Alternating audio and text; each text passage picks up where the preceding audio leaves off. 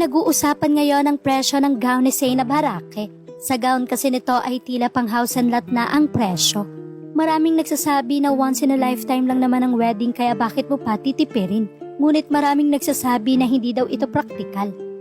Alam naman ng lahat na si Zainab Harake ang isa sa sikat na YouTuber dito sa bansa. Sa ngayon nga ay nasa 14.9 million subscribers na ang kanyang YouTube account. 14 million followers naman ang kanyang Facebook account.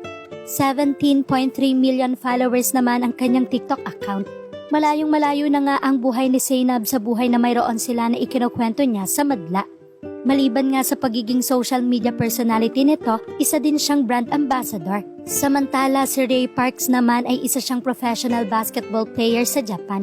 Isa nga sa vlog noon ni Zainab ay ipinakita niya ang isang property ni Ray Parks. Isa nga itong malawak na lupain. Dito nga masasabi na nakapag-ipon talaga si Ray sa pagiging basketball player nito. Ngunit ang tanong nga ng madla, magkano kaya ang wedding gown ni Zainab?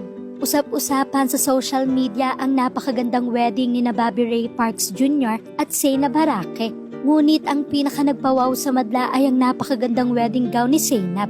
Natupad ang dream niya na makapagsuot ng wedding gown na gawa ng international fashion designer na si Michael Cinco. Mala fairy tale at napaka-elegante ang pinupuri na bridal gown ni Zainab.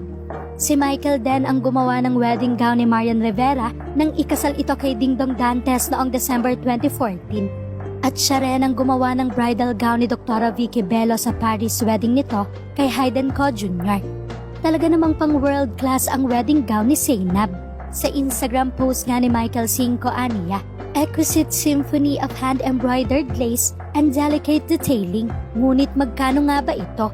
Ang Dubai price tag umano nito ay umaabot ng $100,000 o 5.6 million pesos. Kung isasama pa umano ang veil at evening dress ay dagdag 1 million pa rito sa materials at labor. Talaga nga namang nakakalula ang presyo ng gown ni Zainab.